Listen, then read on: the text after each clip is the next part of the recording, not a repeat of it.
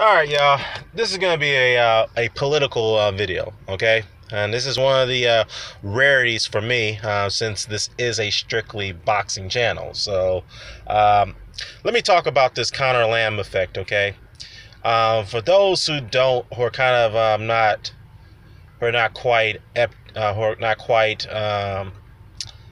what's the word I'm looking for?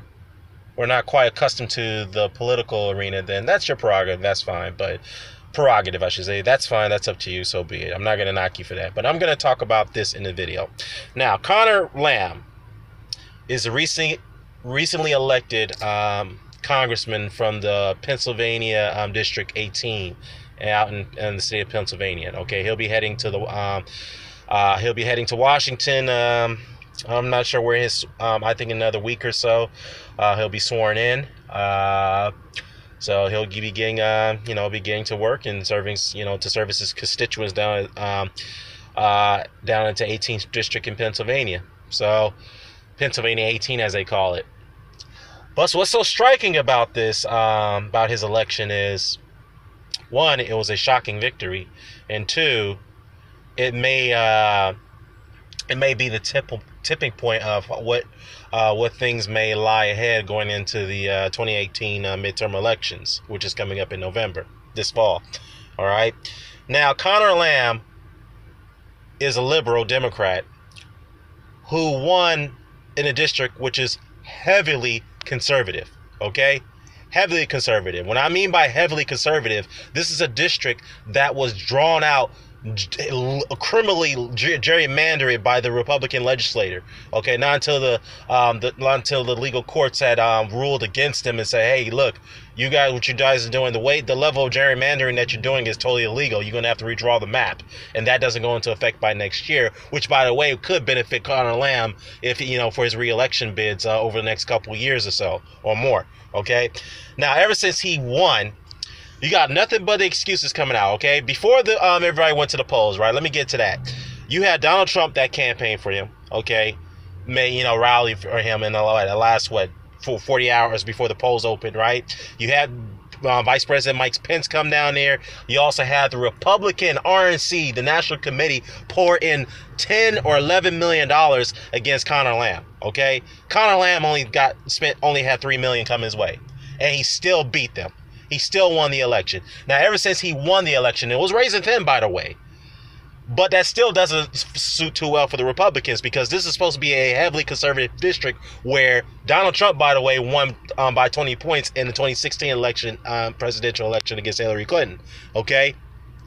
And the margin of shift was about a plus 19 for the Democrat, if I'm not mistaken.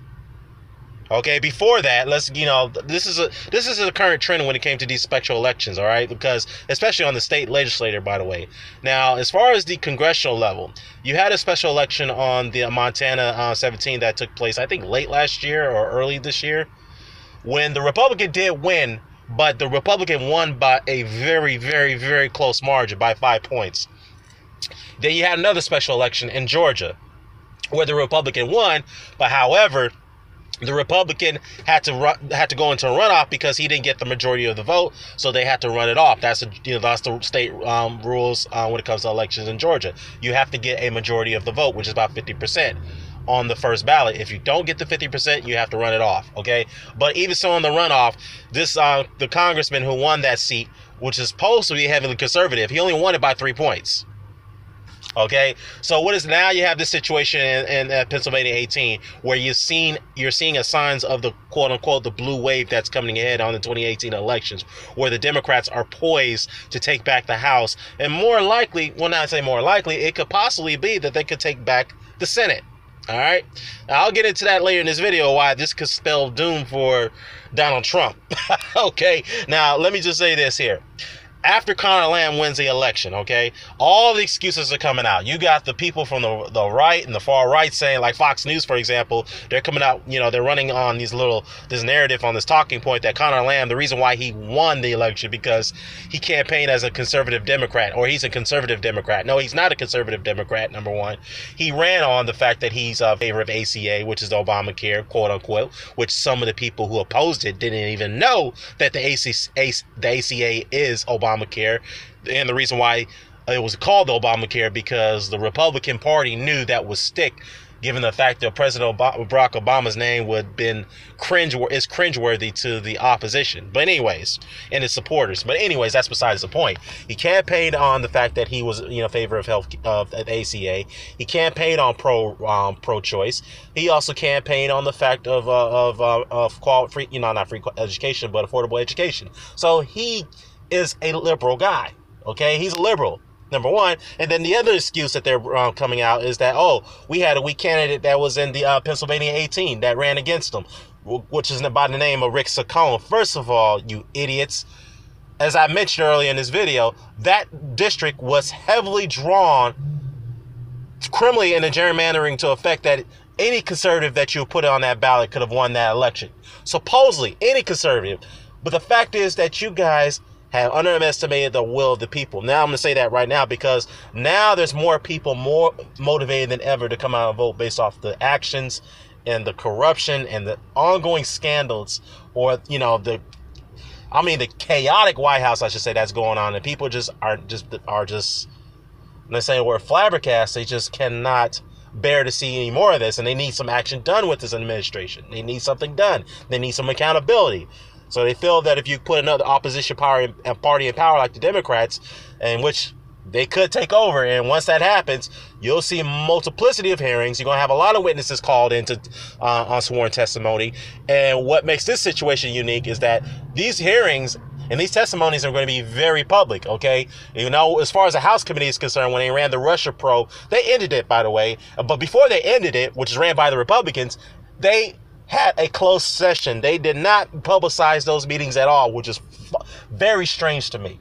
Okay, but obviously the committee was ran by the intelligence chairman Devin Nunes, who's the fucking Trump lapdog, by the way, who was part of that transition team, which we already know, right? Okay, and Devin Nunes, I don't want to get into him because this guy is just a cluster fuck up when it comes to being a Trump lapdog, okay? And I'm not sure if he's going to survive, because after watching what happened in Pennsylvania 18 a few nights ago, I'd be very, very worried if I were Devin Nunes, because he may not even survive re-election. In fact, there's signs of it right now all across the countries. Okay, Ted Cruz, the senator, is up for re-election in Texas. He may not be able to survive because according to the polls down there, he's only hanging on by like 2 or 3 points, and Texas is a heavily Republican state. When's the last time that we had a Democratic candidate win a Senate seat for Texas? I don't. When was the last time? I have to look. I forgot. I have to look it up. I have to look at it. But anyways, it's been so long ago. But the fact is that this right here spells trouble for the Republicans by what's trending over here on the congressional map. It's very troubling, okay? And it doesn't stop for Conor Lamb. It's going to continue on maybe till 2020, if based off what's going on with the White House, okay, and their idiotic policies.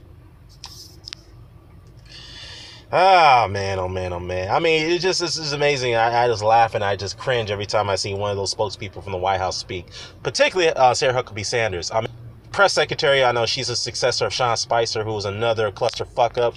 But all due respect, these press secretaries, they are the spokesperson people of the White House. They have a very difficult job, particularly defending an administration that continuously have a black cloud over them in regards to scandals and ridicule and public humiliation. I mean, we can go from the Stormy Daniels scandal, which that's not going away.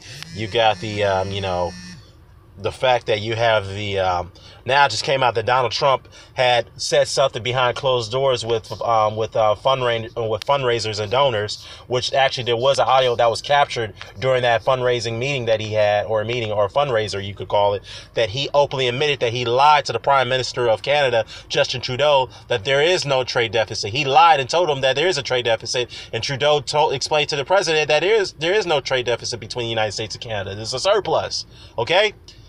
And Trump admitted that he lied about that behind a closed door setting with the fundraisers, okay? And then when Sarah Huckabee Sanders was asked that question today, I saw that press briefing. I mean, every time she goes up there, I just shake my head.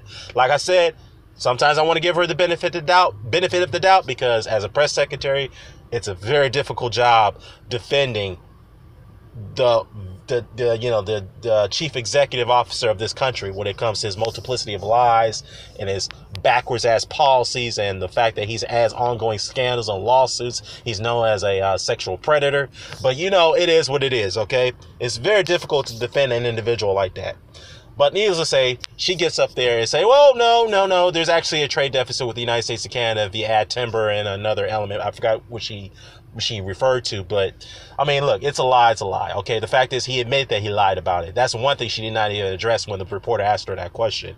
And another thing too is that they won't even take a hardline position on the Russians' actions about that, about the murder of the assassination of their ex spy in the UK. I won't get into that in this video, but fuck. But anyways, I just don't understand the situation, man. I mean, all I gotta say is that this spells doom for the Republicans. Let me get back to Sarah Huckabee Sanders, all right? Because first of all, she's probably one, and like I said, I have some sympathy for the press secretary, but if you have constant incompetency where you don't have you lack the ability to answer questions straightforward, you keep deferring, deferring or deflecting without giving a straight policy answer, then I got a problem with that. Hell, she blows Dana Perino out of the water, because Dana Perino was probably one of the worst press secretaries I've ever seen, okay? With all due respect to Dana Perino actually,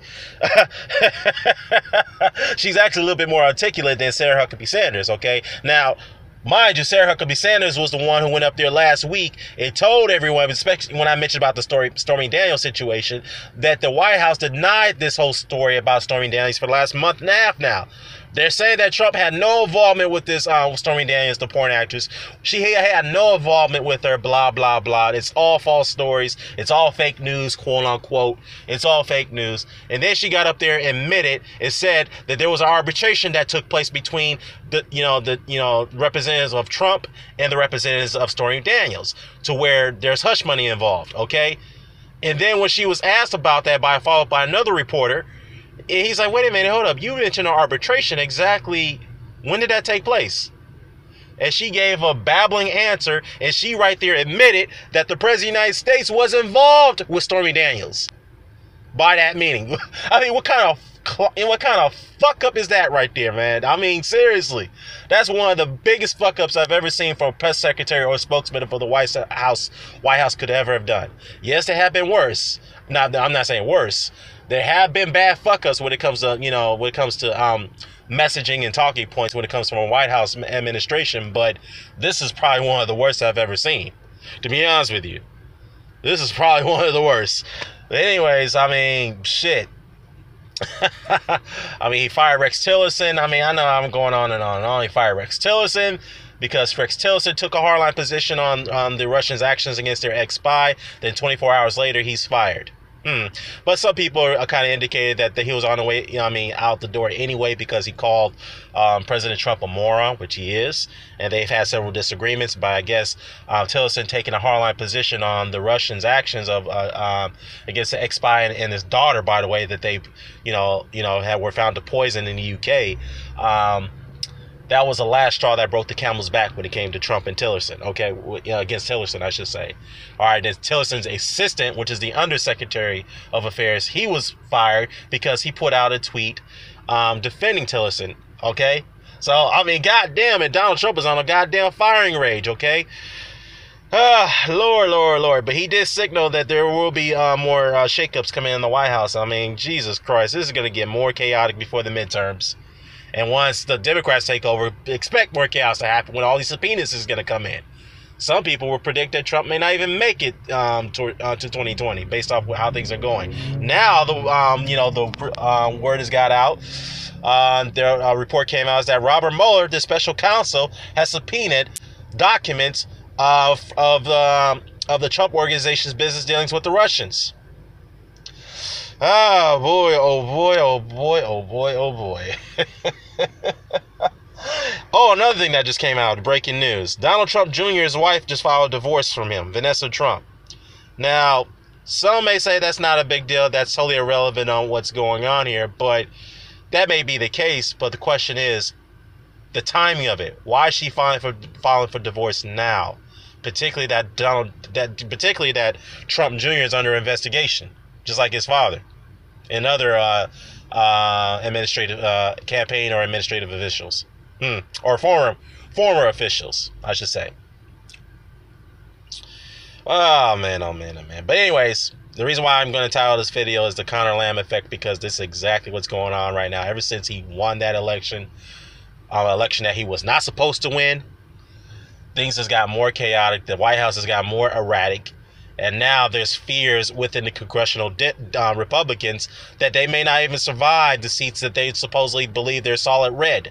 They may have to fight for their lives in those seats. Okay? And it's, it's now, I see it's coincidentally they're not even running on their that idiotic tax cut plan that they helped pass through the House and the Senate irresponsibly, without holding any hearings, while anyone publicly denouncing their tax cut plan as irresponsible. They just rammed it through irresponsibly. $1.5 trillion to wealthy donors and wealthy billionaires and companies who don't deserve that money. They get permanent tax breaks while the bottom people get the temporary tax breaks, which, by the way, may be wiped out now that Donald Trump had stupidly raised tariffs, which is raises taxes, by the way. So on steel and aluminum, which is I mean, Jesus Christ, man. It is what it is. But all I gotta say is that, again, once the Democrats take over, the shit is about to hit the fan even further. And now that Robert Morales has subpoenaed those documents, excuse my language, the shit is about to hit the fan even further. And get ready for another chaotic week from this White House. And the Stormy Daniels situation is not going away either, because I think there was a report that another Representative Donald Trump had paid Stormy Daniels some money a couple weeks ago, contacted her. I don't know, what was that all about? I have to look into that even further, but this shit is just really getting out of hand. All right. Well, I forgot to mention about the Ben Carson scandal, when Ben Carson had attempted to misuse taxpayer funds by ordering a dining set that's worth over $31,000. Abruptly cancels that order when that news broke out about that. And then you have Scott Pruett, who is the EPA administrator who had took multiple first-class trips on taxpayer dollars on flights. I mean, wasn't it the same scandal that forced the HAS Secretary Tom Price out the door? I mean, Jesus Christ, why is Scott Pruett still in his position for the same fuck up of a scandal? I mean, I don't understand this. Needless to say, though, people like Scott Pruett and Ben Carson, I don't see them lasting that long in their post anyway. So, just thought I'd throw this out here. But again, expect multiple resignations to happen. I know Trump signaled that, but anyways, even though he's going to signal a big shake up in his administration, but there's going to be a lot of people that's going to voluntarily resign as well. Again, I call this the Conor Lamb effect, or the blue wave effect, if you want to call it. But I would say it's more due to the Conor Lamb thing. So I'm out. Peace.